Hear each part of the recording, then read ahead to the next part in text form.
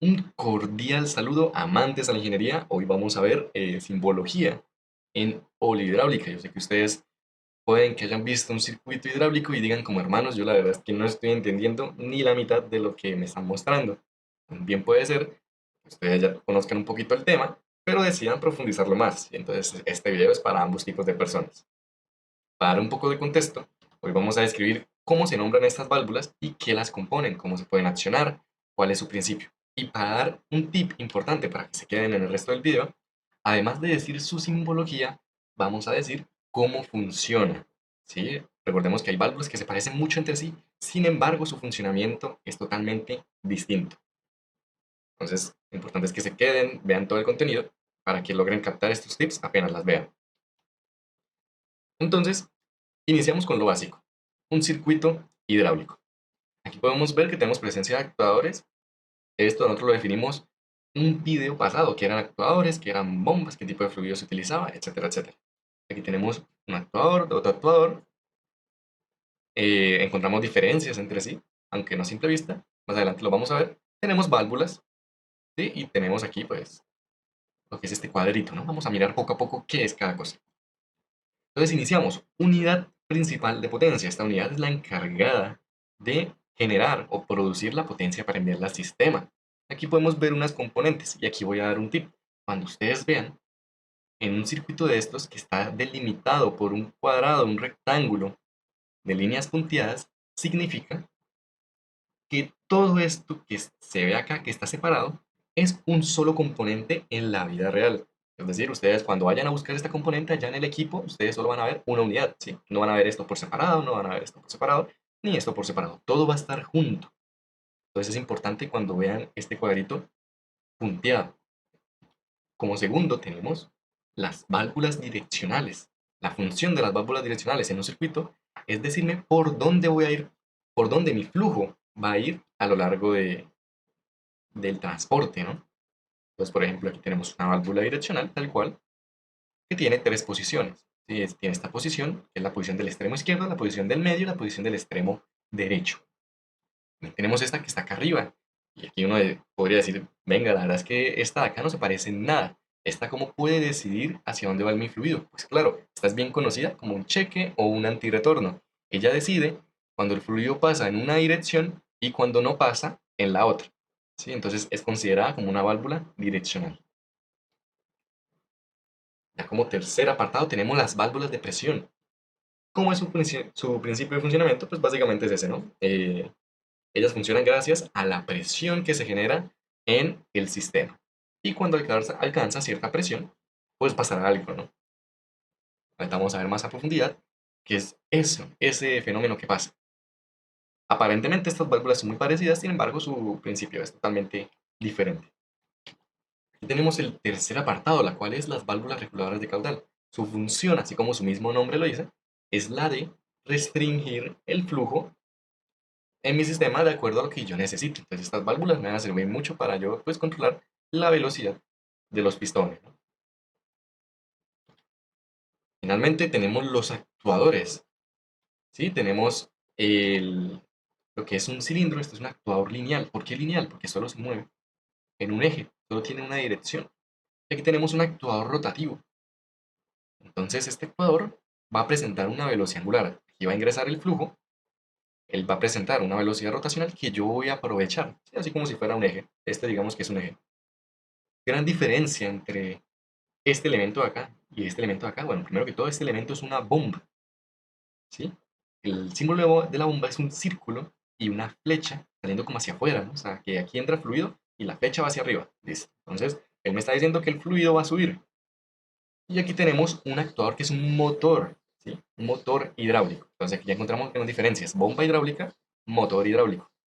Simbología. Recuerden que la simbología del motor es un círculo, así como la bomba. Sin embargo, las flechas van hacia adentro. Aquí podemos encontrar una diferencia. ¿Qué pasa si solo tiene una flecha el motor? Bueno, si tiene dos flechas, significa que el motor es reversible, es decir, va a presentar una velocidad angular antihoraria y una velocidad angular horaria dependiendo de por dónde le entre el fluido. ¿Sí? Le puede entrar por acá arriba o le puede entrar por acá abajo. Entonces, dependiendo de la dirección del fluido, va a presentar una velocidad angular u otra. Además de que las flechas, bueno, ya como lo dijimos, iban hacia adentro. Si solo presenta una flecha, si solo tiene una de estas flechas, significa que el motor solo funciona en un sentido. Finalmente tenemos el apartado de variado o accesorios. Entonces, aquí señalamos lo que es la parte de la manguera. La manguera pues puede ser algo, un accesorio o algún tema variado. Para las mangueras también hay un estudio, ya que dependiendo de la presión y de la velocidad que se maneje, se tiene que escoger un espesor, así como una cédula, una celda. Y tenemos aquí un manómetro, ¿no? La cual es muy importante para ver cuál es la presión que está teniendo mi sistema. Si no tuviera manómetros, yo estaría literalmente a ciegas. Sí, yo diría como, bueno, hermano, o sea, yo estoy produciendo una potencia, sin embargo, ¿a cuánto? ¿Sí? ¿A cuánto es esta presión? ¿A cuánto es esta potencia? Eso nos gustaría mirar. También, otro accesorio que podríamos tener es un flujómetro, el cual nos va a decir cuál es el caudal que está pasando por las mangueras, ¿sí? O por las secciones. Entonces, iniciamos con la unidad de potencia. Vamos a describir parte por parte qué es cada una. Lo primero es el motor. ¿Sí? Recordemos que este motor va a transformar la energía eléctrica o energía de un combustible en energía mecánica. ¿Sí? Aquí le entramos lo que es electricidad o el dicho combustible puede ser diésel y él va a transportar aquí por medio de este eje una energía mecánica. ¿A quién le va a transportar? A la bomba. Entonces la bomba va a ser la encargada de recibir la energía mecánica y transformarla en energía hidráulica. Del video anterior recordemos que no todas las bombas funcionan para producir potencia. Les recomiendo que vayan para que vean un poco cuáles sí y cuáles no. Una fórmula muy importante que tiene esta bomba hidráulica es la de obtener su caudal. Tenemos la siguiente, caudal va a ser igual a las revoluciones por minuto que está sintiendo esta bomba y el desplazamiento, también conocido como el tamaño, así como el cilindraje. Entonces aquí tenemos las unidades RPM por minuto, litros sobre revolución, revolución con revolución se me van y me quedarían litros por minuto. De esta manera sería muy sencillo encontrar cuál es el caudal de mi bomba. Entonces en el momento que nosotros vayamos a diseñarla, teniendo una RPM y un desplazamiento, obtenemos ya un caudal deseado. Ella principalmente absorbe esta unidad de acá, que ya vamos a ver el nombre, y expulsa hacia afuera, ¿no? Hacia arriba. Luego tenemos la válvula de alivio. Esta válvula de alivio es muy importante, ya que ella me va a decir cuál es la presión máxima de mi sistema. Recordemos que la potencia fluida utiliza fluidos incompresibles. Entonces, si yo aumento la presión, la potencia de esta bomba, pues mi fluido va a empezar a aumentar, aumentar, aumentar la presión. Entonces aquí uno diría, ¿va a aumentar ilimitadamente? ¿Hasta qué punto va a aumentar?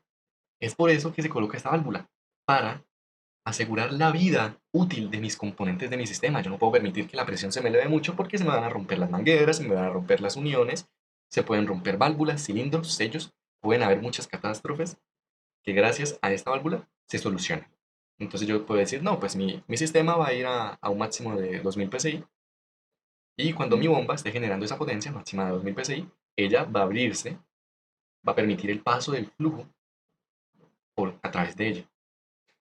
Aquí hay algo muy importante que se me había olvidado destacar.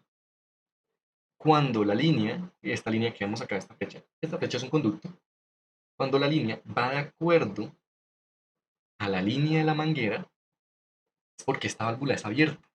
¿Qué quiere decir una válvula abierta? Que ella en su posición natural me va a permitir el paso del flujo normal, ¿sí? No va a presentar ninguna restricción. Sin embargo, si no está colineal, o no está, si no está colineal con la línea de las mangueras, digamos, como la tenemos acá presente, que está un poquito apartada, significa que el fluido va a venir por acá y, oh sorpresa, no, esta válvula no va a dejar que pase el fluido.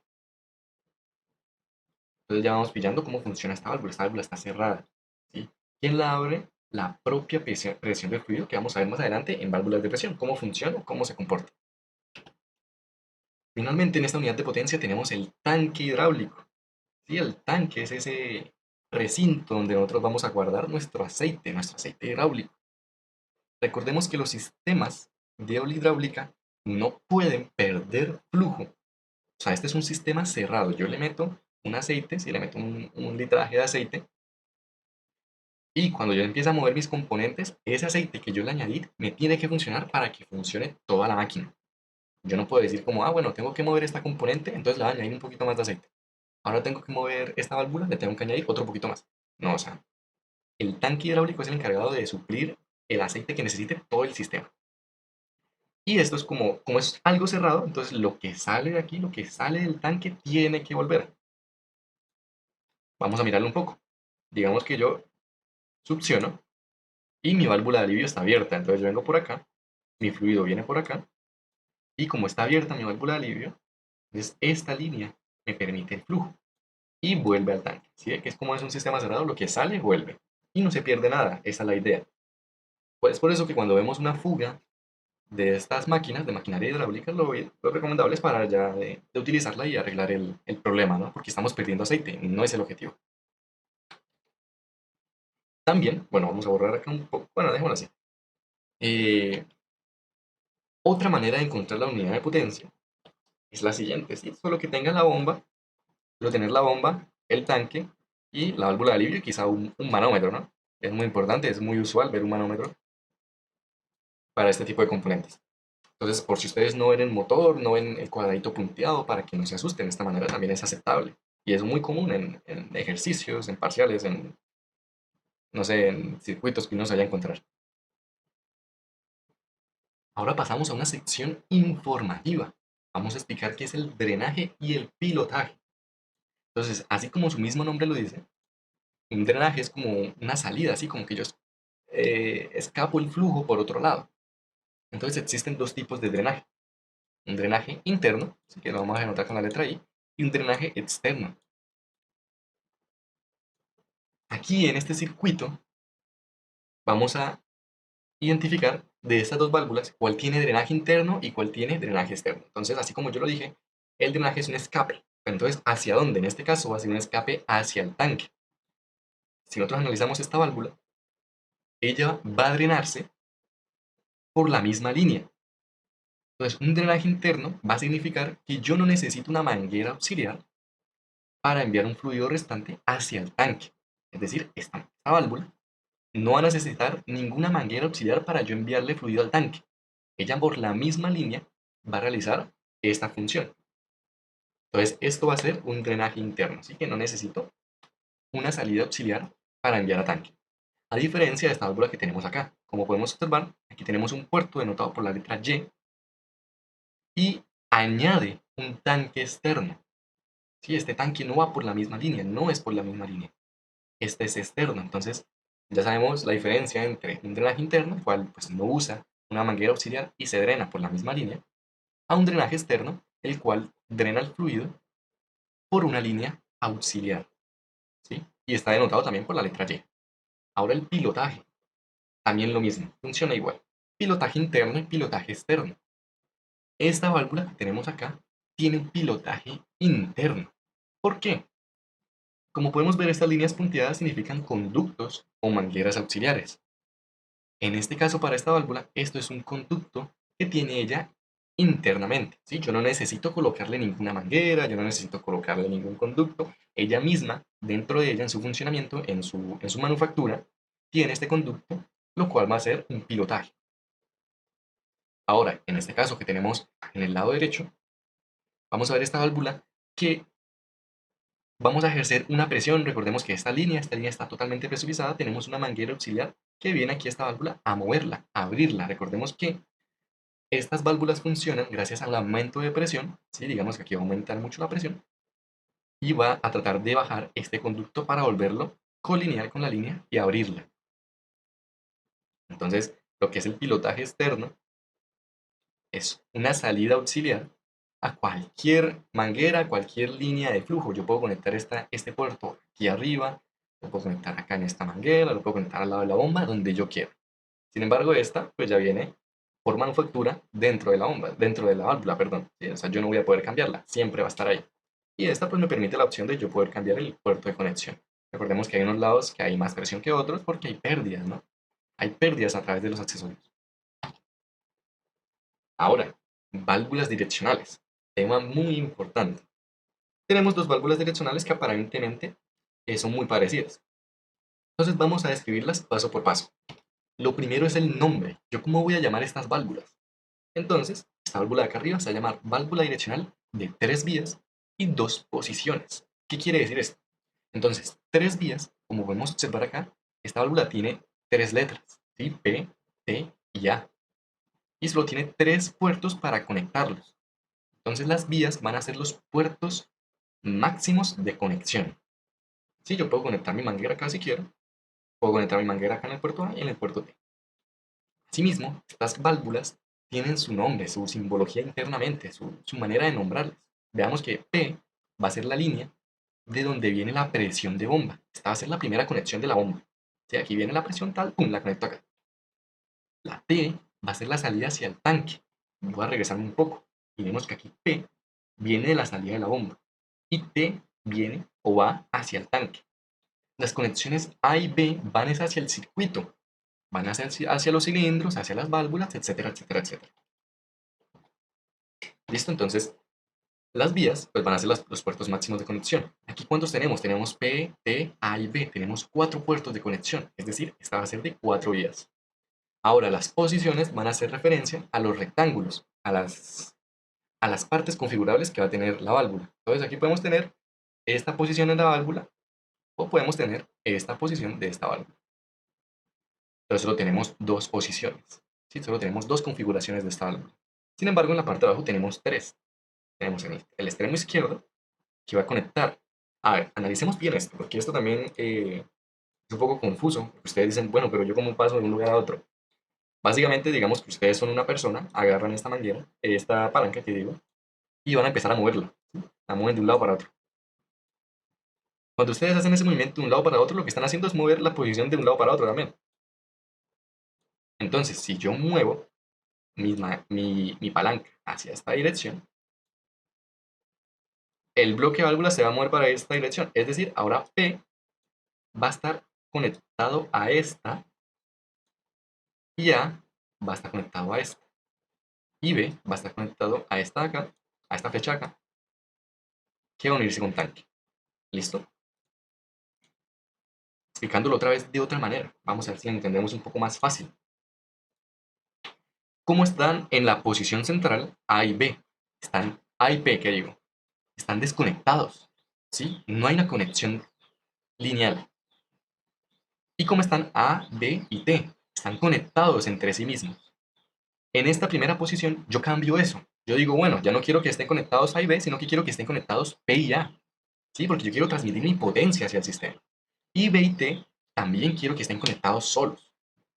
Ahora si miramos la tercera posición, va a ser diferente. Ahora P y B, vean cómo está cruzado, ¿no? P y B se van a unir y A y T se van a unir, simplemente. Ahora, ya que conocemos, por ejemplo, esta válvula tiene tres posiciones. Entonces tiene una posición central, ¿no? Lo podemos observar acá. Existen, pues, una gran diversidad, ¿no? Una gran tipos de centro. Como lo tenemos acá en la pantalla, en la parte derecha. Vamos a destacar algunos, los cuales son centro cerrado, que tiene esta simbología, centro tándem, que es una carita, así una carita triste, un centro de... Aquí tengo un error. El centro punto flotante es este, ¿sí? Este que tenemos acá. Este que observamos acá en la mitad es un centro de punto flotante, no es. Tenemos un centro regenerativo, que es como una especie, bueno, el centro de punto flotante es un 4 y el centro regenerativo es el 4 inverso. ¿Sí? Y un centro abierto que permite las conexiones entre todos, entre A, B, P y T. Para que los hagan más fáciles y se adapten un poquito mejor a este tipo de centros, recomiendo que ustedes mismos dibujen, ¿sí? Dibujen las válvulas direccionales, le coloquen los centros y miren qué está conectado con qué. El centro cerrado, pues así como él mismo lo dice, no permite las conexiones de nada. El centro regenerativo, pues en este caso permitiría las conexiones de P, A y B. Entonces, esta metodología es para que ustedes apliquen y se les haga más fácil, ¿no?